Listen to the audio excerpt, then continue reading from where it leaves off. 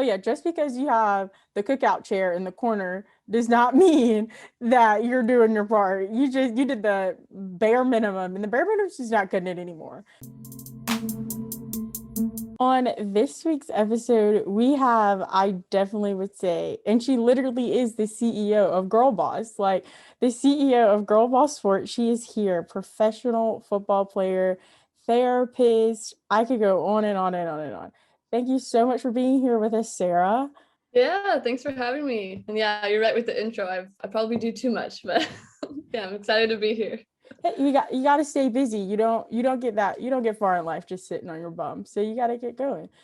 Exactly. But yeah, tell us how you got started playing football. Like, how did that even come about? Actually, I've been a soccer player most of my life. Started playing soccer when I was 4, grew up doing all of the things. I was like such a big nerd about it. Like I slept with my soccer ball sometimes, and I literally would like dribble my soccer ball around my high school. Just so I could improve my first touch. And one of my old friends actually reminded me that I would like even kick it up into the bus just so I could like really work on my first touch. So definitely I was obsessed with soccer. I went on to play collegiately and then in the WPSL for a couple seasons. And then, so that's kind of like my background was in soccer. And then in 2017 or 2018, I was at the Pride Parade in Seattle, and I saw a tackle football team on one of the floats. And it was just this moment. I was like, wait, those are women and they have like pads and helmets. Like women can play football. How come I didn't know that we could do this thing? Like it never crossed my mind that I would be allowed to play football. So then I tried out in 2018, played my first season in 2019 with that Seattle team. And then obviously 2020 COVID happened. I was set to play with the team in Oregon and, that. And that's kind of how I started with football. So it's been awesome. That's a journey. I feel like that's one of those cool journeys. You don't really see it coming. And then before you know it, you're like, oh, I'm the people on the float that I saw at this convention. This is so insane. Yeah. And I just like, honestly, I didn't know if I was going to like it or not. I was really nervous before my first practice and first tryout and all of that. I had no idea what to expect because, as you know, soccer is a foot sport. And I was not known to be super great with my hands back in the day, but I didn't need to be because it was soccer. And so switching to that was definitely an experience. But my first tackle, like I was like, oh my God, I love to tackle. I got to be on defense, which is, yeah. So I fell in love with the sport and have been obsessed with it now. Same way I used to be obsessed with soccer. Now I feel like as an adult, I'm becoming obsessed with football. Always like throwing out in the backyard with my wife, who's a quarterback, and all sorts of stuff. So that's the perfect pairing right there. She's throwing you the ball, you're catching it, so you can be prepared to take everybody else out. Like, I know what you're gonna do. I've been working on it. We're ready. Oh, definitely. It's great. I have the perfect teammate here. I see you play soccer at Barry University. Tell us how you got there and all that. Yeah, so I grew up playing soccer in Oregon. And the long story short of it, I knew I wanted to play in college. I knew I wanted to play somewhere warm because I was just like tired of playing in the snow. I remember games back in high school where half the field would be frozen. It felt like we were ice skating, and I'm like, I don't want to do this anymore. Like we should have canceled this game, honestly. Like, how am I supposed to play and dribble and not just fall, right?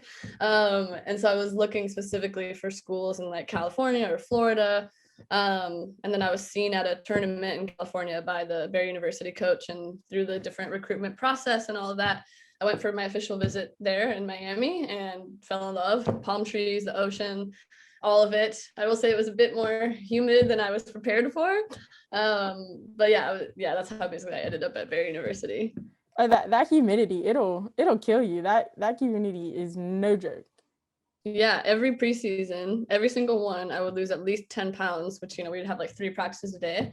And it would just be, every time, no matter what I do, no matter how much I eat. And I think a lot of it was just like I sweat it out, because when you're in that heat in August in Miami for 3 practices a day, it gets rough, but definitely a really good experience. Oh yeah, you walk outside and it's like a wet blanket, just like tied to encapsulate your whole body. And you're like, y'all expect me to be like productive in this? I don't understand. Oh yeah, luckily I only fainted once, and so that's a whole other story, but I've only fainted once even in all that time, so I'm pretty proud of myself. Oh yeah, what happened? How did you end up fainting? Yeah, I think it was one of those times. It was partially into preseason. I was worn out. My body was worn out. I had lost weight, and then I was in the training room, luckily, after, and I was connected to the STEM machine, like the electronic whatever stimulation thing. And I just remember talking to someone, and then it just like my vision just closed, and I had never experienced that before. And apparently I was just like, I need to get outside. And I don't even remember that. I was like, I need to get outside. And I like leapt off the table. And then I just remember like this, my vision got smaller and smaller. And I was running into people trying to like make my way, like crawling outside. And then I passed out. And then all of the trainers were around me. And I was like, I don't know what happened. I think I'm dehydrated. They like fed me Pedialyte for like a whole week straight. But just the one time. So I'm still proud. Yeah, I mean, that's a lot for one time. I mean, thank goodness. Oh yeah, it wasn't too bad. Like I had I played soccer for a good amount of time, and I like got heat stroke one time. Like I don't know what happened, but I literally like it felt like everything was going in slow motion, and the next thing you know, I was like, am I dying? Yeah, that's what I thought. I was like, I don't know what's happening. Somebody help. I literally just remember like falling over, and it's like, what is going on? Oh wow, what position did you play in soccer, by the way? I was a goalkeeper. I'd rather get hit in the face than run 100 yards back and forth. That was a lot. That was not for me. Yeah, goalkeepers, I'm always the most impressed with them, I must say. I was not, though. Again, I didn't have hands growing up, right? Until now. Now I do. As a receiver, I can catch. But back then, no. I was a striker, and so I love to score the goals. That's my favorite feeling, definitely. Oh, yeah. I mean, a part of me was like, oh, my God, it'd be so fun to score, be in the action. But I feel like being a goalie also, it was like I'm it, like this is it. After you pass me, they've reached like the golden, because in soccer you can go 100 hours and no one scores. But I really liked it. I think it also helped because like I played volleyball, so like even though it was crazy because in volleyball I could not set, like my coach told me, he said there's like a list of people that are like setters if our setter goes out, and you're not even on the list. Wait, setters are the ones that do this, right? Mm-hmm. Okay, I'm not super familiar with volleyball. I'm learning. We all got to get there. There's these. I'm trying to like get into like baseball, hockey. trying to just take it all in, so we can support everybody. I think it's so fun. I actually did play briefly a couple of years ago in like a low level recreational volleyball league for mostly the women were like in their 50s when there was me. So I was really good, mostly just because I could move around a lot and run, but I didn't know what I was doing. I had no technique, but it was a blast. You tried, you had fun. That's all that matters. That's it. You got to have fun somewhere. Yeah, I would love to do like beach volleyball down the road. I think that sounds more fun than jumping on the wood floors with the knee pads and all of that, because I was diving everywhere and I always would have bruises everywhere. And I think the beach sounds greater next time. I did it for a year. It wasn't difficult, but it was also like, July in North Carolina. So you had to choose between the two, you know what I mean? Yeah, definitely. But you played in some women's leagues. You said you started out in Seattle. How did you said you saw them on the float. How did that first practice go? Did you call them up? You were like, hey, I want to join your team. Y'all are amazing. I want to be amazing as well. Pretty much. No, I think they had advertised that they needed more players or something. And so they had 3 tryouts. And I'm athletic because, again, from soccer, there's a lot of transferable skills. I move, I'm pretty fast, that kind of thing. And so then, yeah, after the tryouts, they let me know I made the team. I was pretty nervous for tryouts, but I think I was more nervous for the first practice and not knowing what to expect. And then the most nervous probably when I found out the first practice we would actually be tackling it, because we had to like build up to that after we learned technique. And so I think the moment I was most nervous, I think it was that practice, and they were running at us, and I was just like, oh God, it's my moment. I have to do it now. Like, I'm a tackle football player. Here we go. First time, boom. And I loved it. So, but yeah, that's pretty much how I got involved. Oh yeah. So you're like on defense. So do you obviously have to like hitting, because oh, I love it. It'd be bad if you were on defense and like you were the one getting plummeted. Like that would not be okay. Yeah, I mean, like, so like right now, which I can get into in a little bit, I'm playing kicker on this men's team, which is really cool. But so that's one of the positions I play, but I will say it's not my top pick. It's also the position I got signed for the first, what's supposed to be the first professional women's league. So I got signed for kicker, but my favorite position, which everyone I tell is really surprised by this because of my body size, and I know I'm small and fast and they don't expect it, but my favorite is D end. Okay. Which goes, yeah, I love being on the line facing the women who are much bigger and stronger than me, and we have that moment where we're staring each other down, and I just love that. I even played D end a couple of times in some of the men's games recently, and it's the same thing. And they're like, "What are you gonna do?" And I'm just like, "Oh, just wait, watch this spin move." So I love tackling the quarterback. I think it's my favorite feeling in the whole world, actually.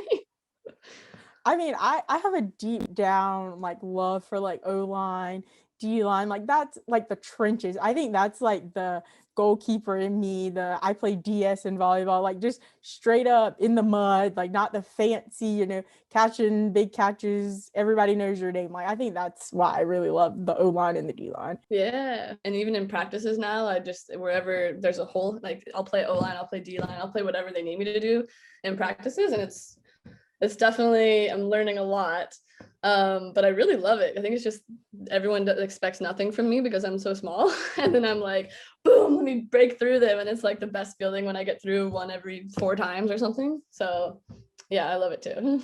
Yeah, everybody's got to have their day. Everybody's got their have their moment. Yeah, exactly.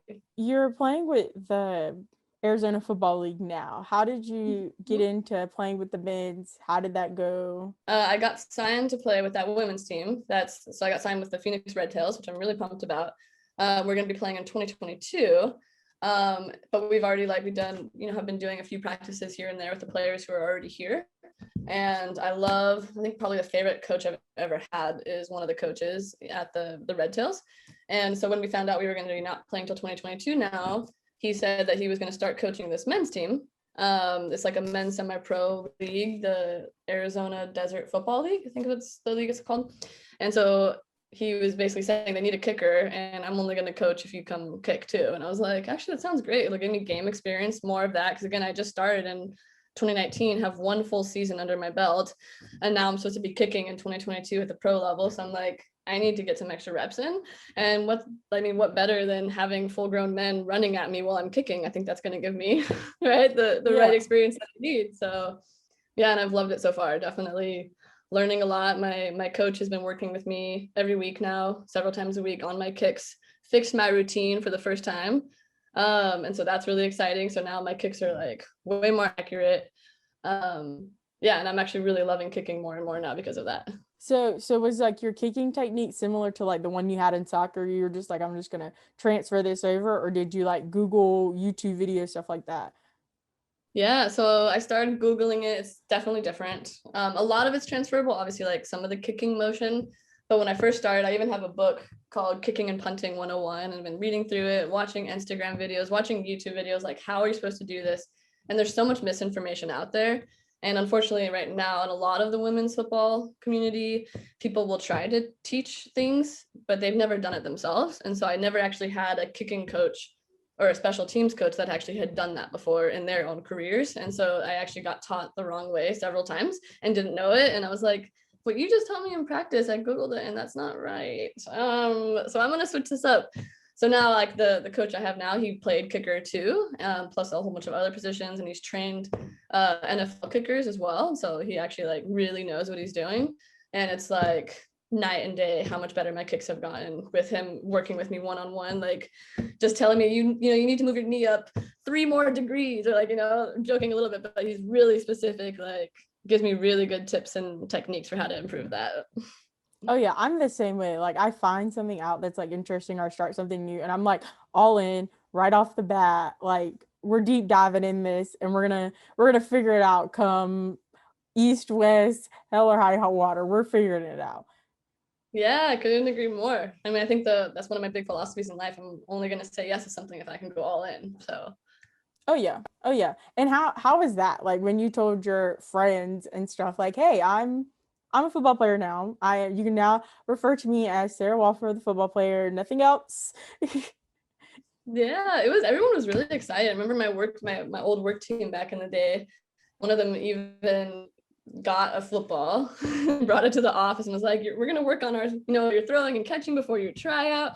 And then they all like got the t-shirts with my number and my name, and like everyone has been such big supports of it, and it's been amazing. That's good to hear, because unfortunately we still live in these like where like, there's men's sports and there's women's sports. There's the fact that I feel like, the community you live in, and especially on the West Coast, it's just it's not as uncommon as, here in the South, and somebody was like, we're starting a women's football team. And they're like, oh, okay.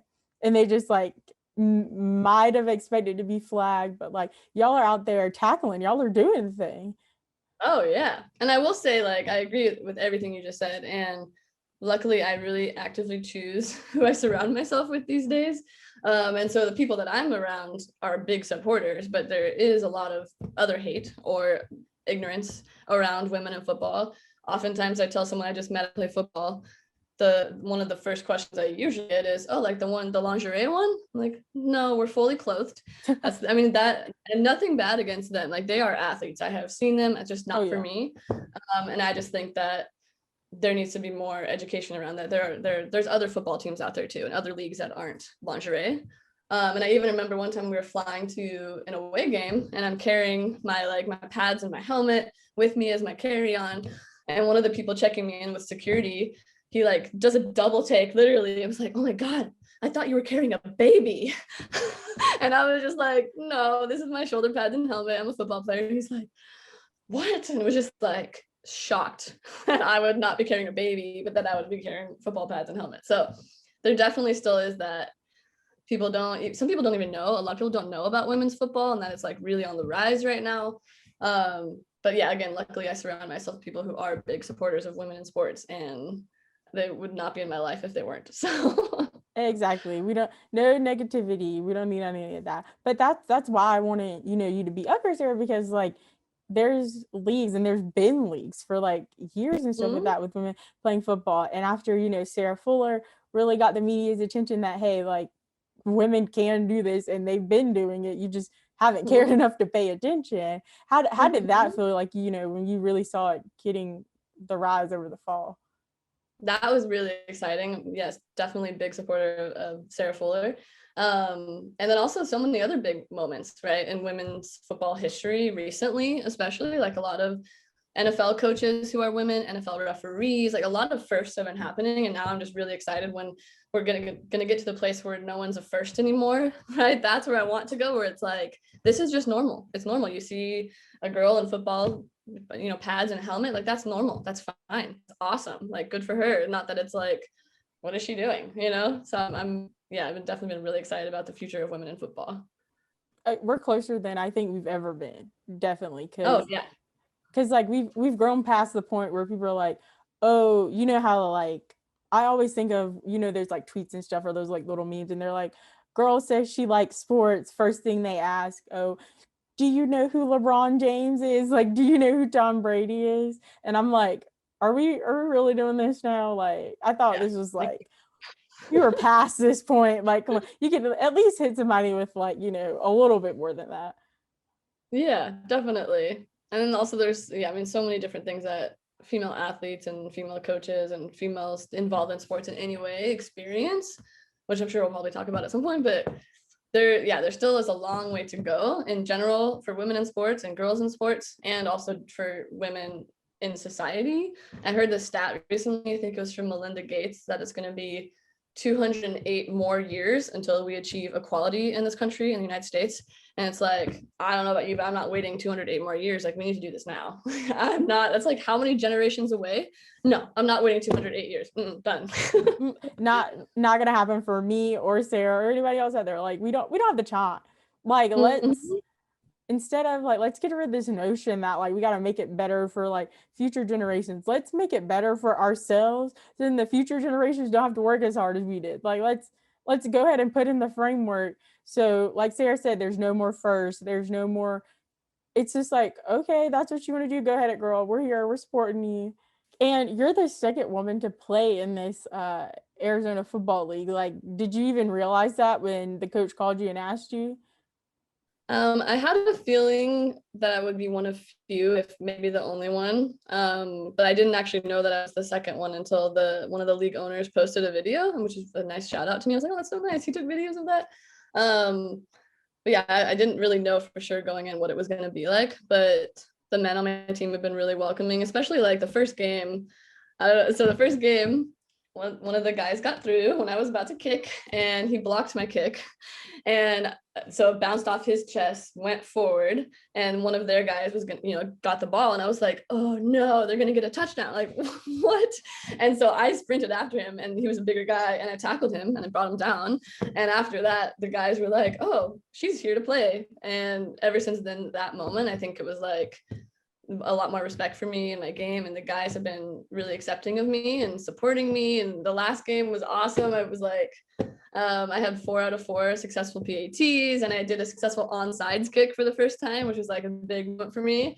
And the guys just all like surrounded me, and we're even chanting at the other team like, our kicker's better than yours. I just was like dying laughing. So I didn't know that I was going to be the only woman in the league, but it definitely became clear like at the first game, not seeing anyone else, and everyone's eyes like, oh, you're playing too? I'm like, yeah, I am. But yeah, the league again has been also really supportive. There's these like I would say probably some of the biggest supporters are the women who they do all like the checking in at the front when you first walk in. They do your temperature checks, all of that kind of stuff to make sure that we're COVID safe. And every time I show up, they're like, oh my God, Sarah's here. Yeah, we're so pumped. You're the only woman in the league. So cool. And then now they started playing before some of my kicks. They'll play Who Run the World Girls with Beyonce. And I'm just like, wow, you guys are really being supportive. It's great. So I'm having a blast, honestly.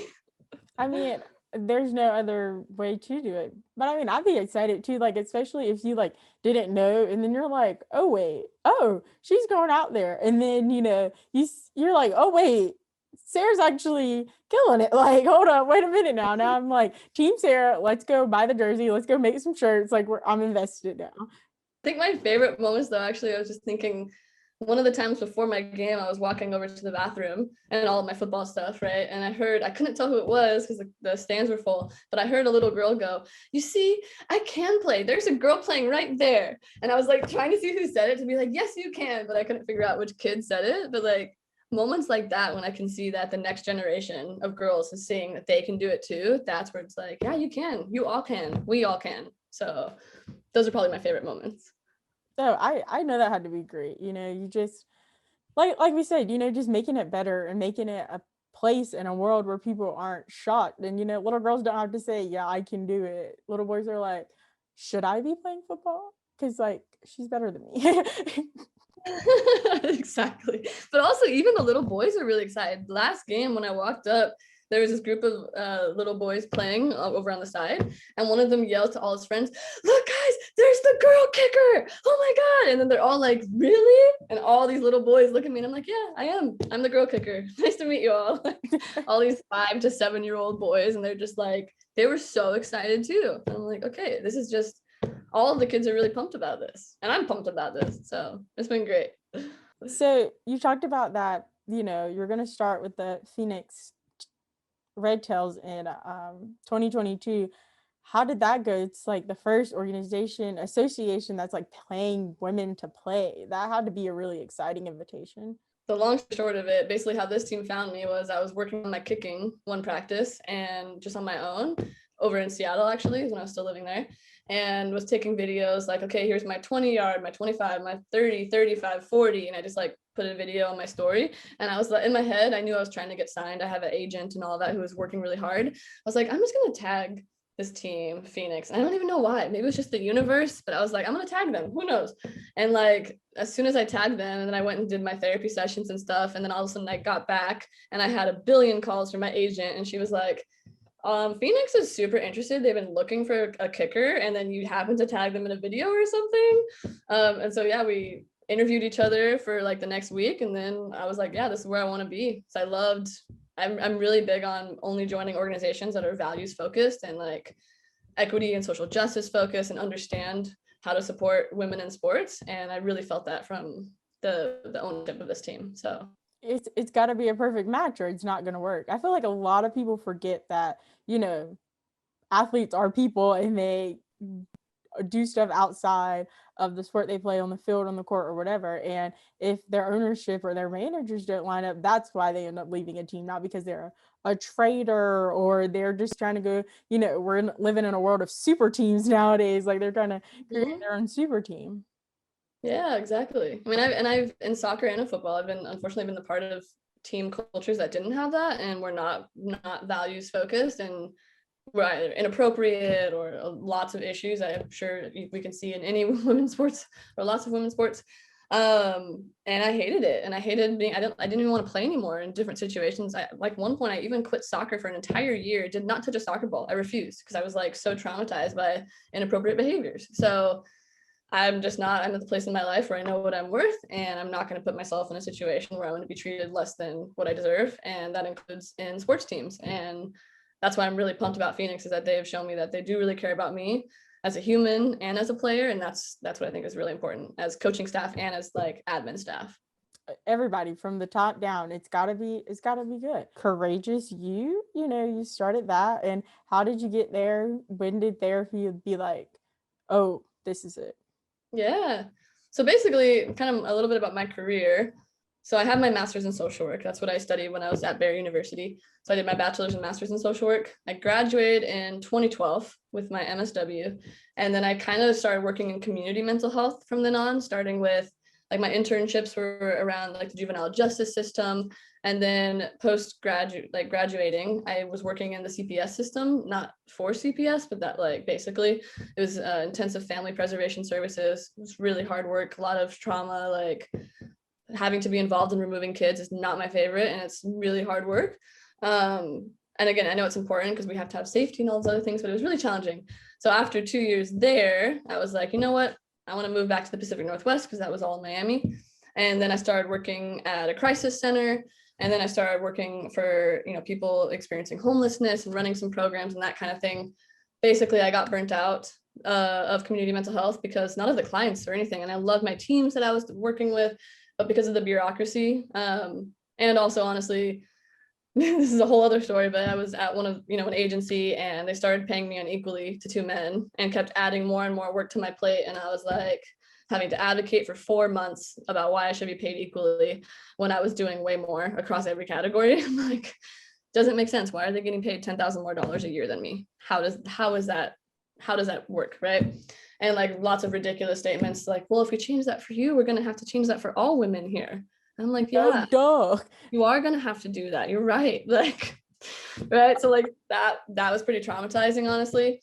And so then finally I was like, you know what, I need to leave this for my own mental health, my own self-care. I can't keep fighting for our clients when I'm also fighting with the agency and the systems that we're having to work with. Which I could talk about systems all day, so don't get me started there, but all of them suck. Basically, we have a lot to do to improve them. And so then I was like, you know what, I think I'm going to join a private practice. So I joined a group practice, and then COVID hit. I was like, you know what, I think it's time for me to do my own thing. And so I launched Courageous You last August, but then basically didn't really fully launch until I was able to move to Phoneix. And so launched all of that. Probably started getting full around November or December. Now I'm completely packed. I see 20 or 25 clients every single week. I love it. And I have big dreams for Courageous You. We're going to become a group practice. I'm about to hire some clinicians onto the team, which I'm really excited about, just because there's such a big mental health shortage in this country. There already was pre-COVID. And I don't know if anyone that's listening to this has tried to search for a therapist right now. Everybody's full, like everywhere across the country, pretty much. So we need more therapists. And so that's kind of my big dream, is to, well, I have several big dreams. That's one of my big dreams, is to lessen that, the gap there. And so have more clinicians from every single level join my team, and then teach them how to be values driven, how to run a business. Because there's also a saying that therapists are great therapists, but we don't know how to run a business. And I don't think that's true. And so I'm just going to help clinicians who join my team. I'm going to teach them how to run a business, because obviously I've been doing that with my other one already for 2 years. And then we're just going to change the mental health industry. It's, take over the world. Just small goals, right? Yeah, you gotta start big, and then that's how you know how to get to step one, because you know what the ultimate goal is. So Exactly. you got to start somewhere. And are you focusing just like on children, on the juvenile justice system, or are you kind of doing a broad spectrum of everything? Yeah, mostly now I serve people who are part of the LGBTQ plus community, people who, like, I work with mostly adults, but some teenagers who are 13 and over, because I will say I do everything by telehealth. And when I had a few like 8-year-olds, trying to keep an 8-year-old engaged in a therapy session on a screen is really hard, especially when they've been in virtual school all year during COVID. Like this, it's really hard to do that. So mostly I'm just working with teenagers and adults now, and I think I like that better. I also work a lot with couples, including like non-traditional or like polyamorous or, ethical non-monogamous couples. That's another thing that I really like, population I really like to work with. Also women of all different backgrounds. And then like a few other here or there that, like, I work with some empaths or some people who are plant-based, because I'm plant-based as well. And so they've sought that out. So a few differences, but mostly I'd say the first few populations I mentioned. Yeah, just a big broad spectrum. I'll have all her information in the link in the episode notes as usual. Y'all definitely go check out Courageous She. She's booked now, but we're gonna keep you booked. Her Sports Convo is gonna keep your books tightened up for 2021. Awesome. Girl Boss Sports, talk about it. How did we get there? What was like, this is a need, I'm gonna fill it, let's do it. Yeah. So, okay, again, long story short, because I can talk about this also for hours. I can just talk for hours. But so Girl Boss Sports came about in 2018. And that's because a few of the stories that I've kind of mentioned already in our conversation, experiences I had as a female athlete that were less than savorable, I will say, and that I know don't happen to my male counterparts. But then also, I didn't mention, I've been a soccer coach since I was 14 years old. It was my first job coaching 2-year-olds, which is a whole other experience, but that's, started there. And then since that time, I've coached all the way from 2-year-olds up to junior college level and kind of everything in between, all genders, all ages, different settings. I've coached in 3 states. And the reason I'm bringing that up is because in all of these different types of settings, I've consistently found several big issues that just, honestly, they piss me off. So lots of them. There's a story I like to tell, and I have a billion stories. One of them being, literally, I was told not too long ago that a pair of ovaries doesn't qualify you to coach.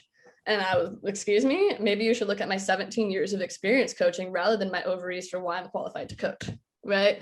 So things like that have happened. But then, or another story, right? I'm about to coach a team. This is several years ago before Girl Boss Sports. I'm, standing there about to check them in. I have all of my coaching attire on, so I'm not looking like I do right now, right? I have my clipboard, I have my whistle, I have the coaching cards, the rosters, like I'm looking legit. And I'm standing over there next to my team. The referee walks over, he makes eye contact with me. And then instead of coming to talk to me to check the girls in, he goes over and talks to one of the dads who's over there tying his daughter's shoe. And I'm like, are you kidding me? He's wearing jeans. Like, clearly he's not the coach. Like, dude, come on. I didn't say that was all in my head. But so like those kind of examples happen all of the time, plus a billion others I could share. But then one of the things that frustrated me the most was that every single setting I've coached in, there's always not enough women coaching, sometimes 0 other women. And I'm like, how is it possible that I'm in a room of 100 or 110 men and there's 3 or 4 women? And like, excuse me, that's right. And so I just kept seeing that. And at one point I was coaching for a really big club. That's the thing, we had all staff. And again, there was like those 100 to 110 coaches in the room. I count the women and I'm like, I don't even remember what the rest of the training was about, because the whole time I'm pissed and I'm like researching what is the normal statistic for a number of women coaches. It's 21%. There should be so many more in this room. Plus, like 21% is already bad. It's not good enough. But 3 or 4 out of 100 or 110, that's wildly off, right? So because of who I am and I can't keep my mouth shut, I went over to one of the directors after the big all staff and was like, so, and I said it professionally because I am professional, but I was basically like, where's all the women at? And, he was, at first started making some excuses. Well, some of them had to coach and blah, blah, blah, and all these stuff. Some of them had to be at home. And I'm like, okay, well, how many more are there in total on our staff? It's like, oh, maybe 3 or 4 more. So I'm like, so like 8 to 10 out of 110 coaches are women. Okay. And then again, because of who I am, I sent them a whole proposal of all of the ways that we need to do better as a club and how we can recruit more women coaches and how we can keep girls in sports and all of the things I'm passionate about. Basically offered to do it for free and then didn't hear anything from them. And so that's when I was like, you know what, if nobody else wants to do this, I know I'm like a mental health therapist. That's been my job, and I don't have a business degree, but you know what? I'm just going to launch a business and I'm going to figure out how to do it. I'm smart. I can Google things. I can read books on how to start a business. And so that's when it happened. November 2018, I was like, I'm doing this thing. And basically we have two goals. One, get more women coaches because there's way too few of us. And then two, keep girls in sports. And that's because a few things. One, they're dropping out way quicker than boys, at twice the rate of boys by the age of 14, in fact. And because my real passion for all of this is that we've seen that there's clearly a relationship between girls participating in sports and future leadership. Like I think it was 95% of female C-suite executives most recently had played sports as teenagers. But like if girls are dropping out quicker than boys, how do we ever lessen that leadership gap across literally every industry unless we start with keeping girls in sports? So that's my real mission, is to take over the whole world too, in terms of having qualified women leaders across every industry because they stayed in sports because of girl boss sports and other factors. So that's my dream. I mean, I couldn't think of a better dream to even dream of, I just think of the like song, it's like dream from like Shark Tales or whatever that movie was. Yeah, But I mean that's so cool. And as a girl who played sports, I just always thought it was weird how there's like 512, 14, 16-year-old girls here and every single coach is man. Mm-hmm. Like that concept kind of never it never like clicked to me. Like, okay, like we're not over here like shaming him by any means, but we all know, especially you see coaches like Don Staley in basketball and 507 other million coaches, and you see that sometimes that connection, that female to female connection, just makes more sense. Yeah. I mean, and also like, I have so many, I just did a whole presentation actually at the US Soccer Foundation about this, why we need to keep girls in sports and why we need more women coaches. So I have whole slides on this. If you want to see another point, we can talk more offline, but I have all the thoughts on this. And girls need female role models. It's a big one. And that's going to keep them in sports by having someone they can look up to, who understands what it is like to be a female athlete. And I'm not saying that men coaches are bad, right? That's not at all what I'm saying. I'm not trying to shame them, but we also need to have women coaches.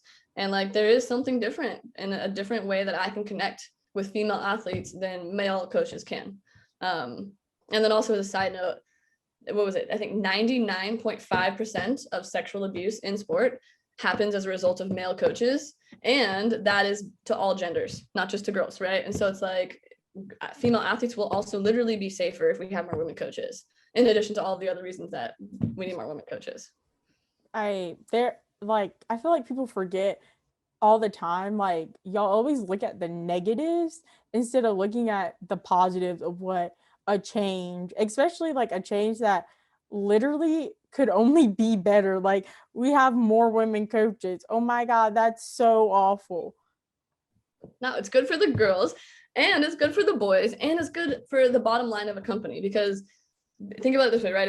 If you want to keep girls in sports, which they need a female role model, that's one of the factors that most influences that, right?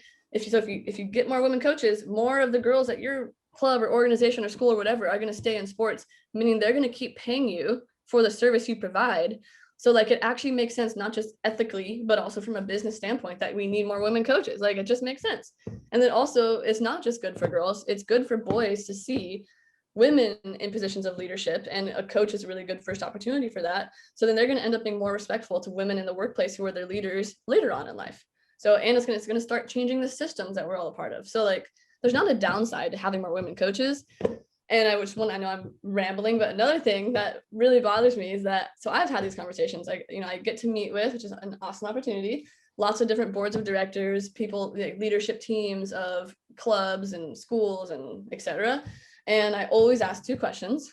One, how many women coaches do you have on your staff? The answer is always not enough, right? No matter what it is, it's 0 to not enough. And then I ask them, why do you think that is? And the number one answer I always get from them is that they think that women aren't interested or qualified to coach. And number one, like I have almost 50 women on my staff right now at Girl Boss Sports as coaches who are qualified. We have 15 current or former professional women soccer players who are our coaches on our staff right now. So like we are out here. That's just in the Seattle area. Like we're running deep. Girl Boss Sports, we're running deep. Yes, like we are out here. There's a ton of us that, and they're not just at Girl Boss Sports, they're everywhere. Like you're not looking hard enough. If you can't find any women coaches, you're not looking hard enough. And like, you just need to look a little bit harder. And then secondly, there's actually been studies, like not just what I'm saying, but there's been studies on it, two big ones. I can't remember who did them right now off the top of my head, but they actually basically they tested male athletic directors' assumptions around this exact thing, that two things: women aren't qualified to coach, and then also that women would be more likely to say they can't coach because of family obligations or to complain about family stuff. In the studies, they found the opposite for both. The women were more qualified, they had more education, they had more experience, they had more playing experience, they had more of everything. And also the men were more likely to complain about having family obligations than the women. So like, it's just not even true. The things that they say are not true. So that's how it is with most things. It's like they just make up this concept so they can keep, business as usual. And 9 times out of 10, your business will be better if you shake it up. Like, how do you think companies grew, between when the internet didn't exist and the internet now? Like, they would not still be in business if they did not choose to be on the internet.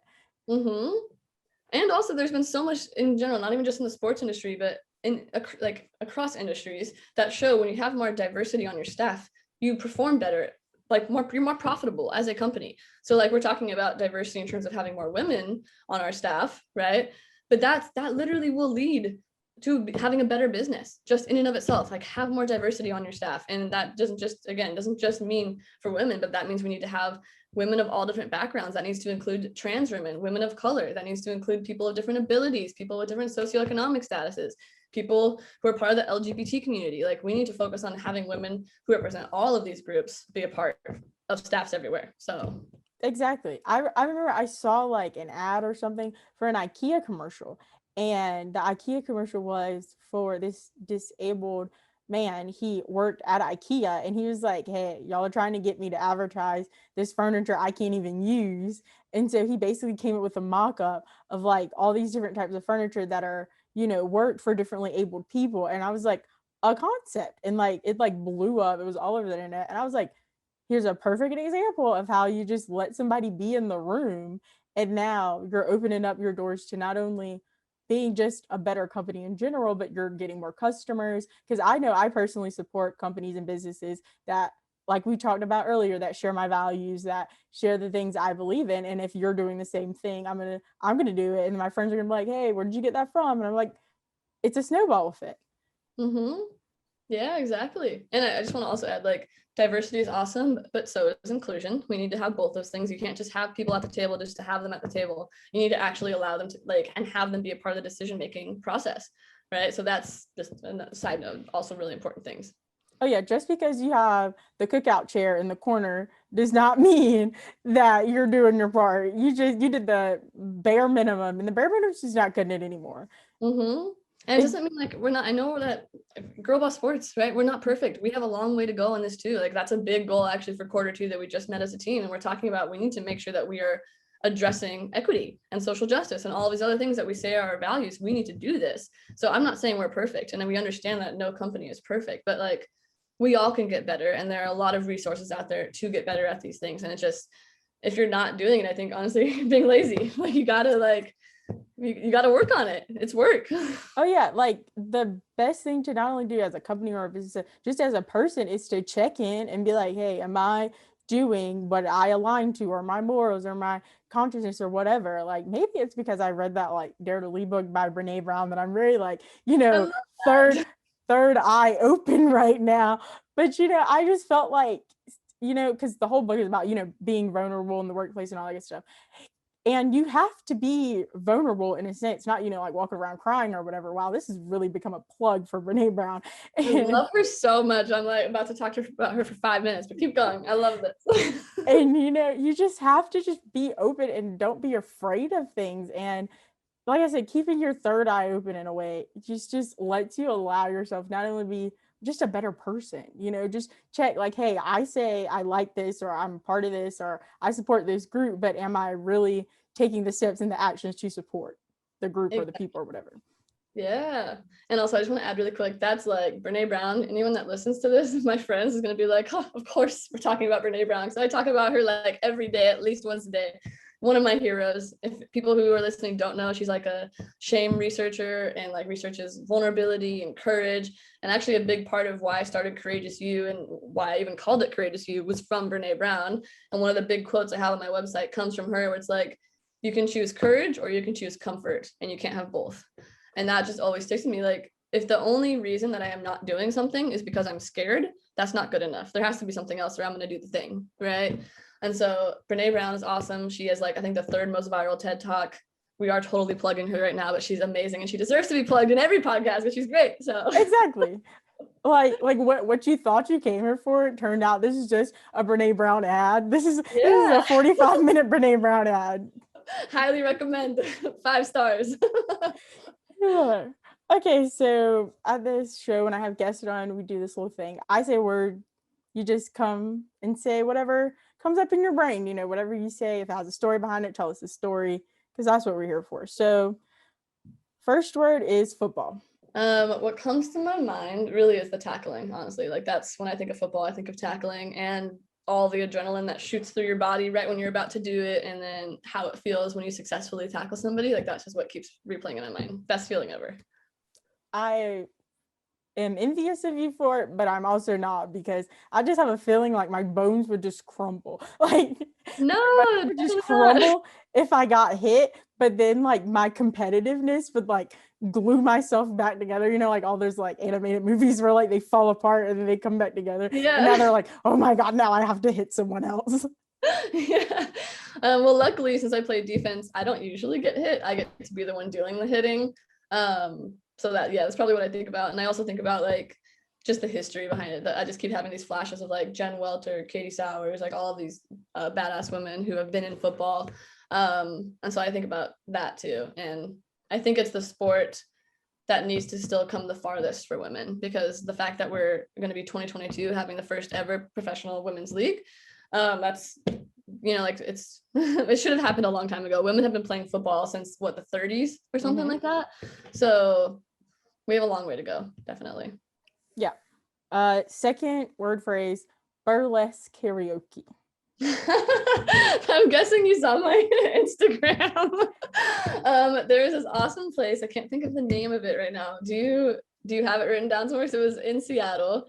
And they do this awesome, I love karaoke. Anyone that knows me knows that my jam is Anaconda by Nicki Minaj. Though I'm working on some new material by Cardi B, we'll see.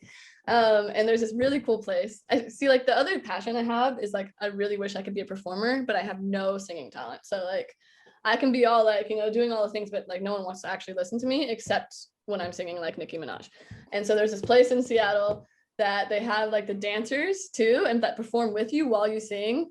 And I was lucky to perform with like one of the most popular dancers, this amazing guy, I can't think of his name right now. And it's like my favorite karaoke experience I've ever had. And I can't wait till things open up again so I can go back and try again, because it was awesome.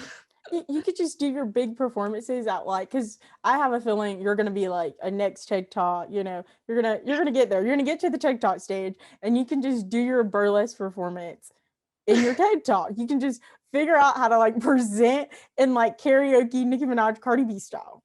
That would be so cool. I'm gonna think on how I could do that. Like, I could just rap other words about like women in sports instead of Anaconda. So we figured it out. When it goes viral, you heard it here first. Yeah. I can't wait now. Okay, and the last one is Coach Rick.